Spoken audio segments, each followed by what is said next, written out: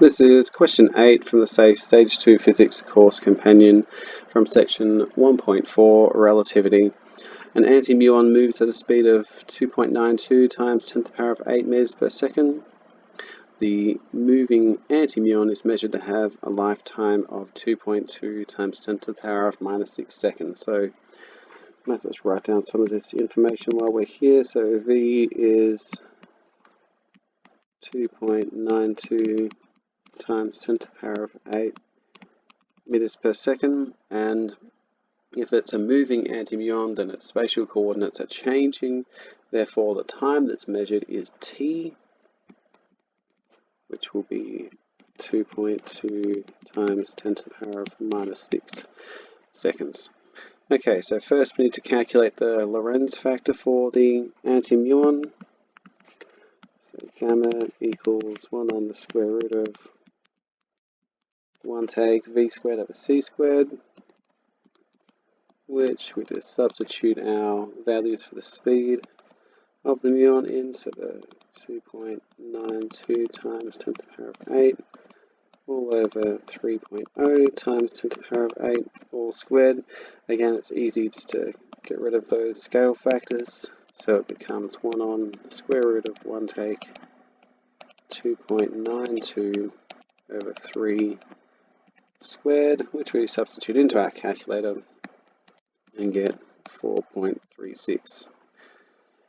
Now, part B requires us to work out the lifetime of the anti-muon as measured in the frame of reference of the anti-muon. So here we're looking for T0. We're using the relationship T equals the Lorenz factor times T0. So T0 will just be T divided by the Lorenz factor, which is fairly straightforward. We have 2.2 times 10 to the power of minus 6, which is calculated the Lorenz factor, so that's not so bad, and that equals 5.05 times 10 to the power of minus 7 seconds.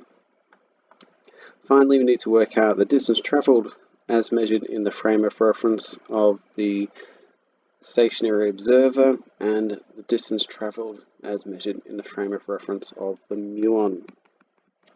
So here we'll do the observer first. So here the observer has time t, so we're just using the relationship d equals vt and 2.92 times 10 to the power of 8 times our time value, 2.2 times 10 to the power of minus 6 seconds, which if we substitute into our calculator, we get 642.4 meters, and in the lifetime, at the distance travelled in frame of reference of the anti-muon.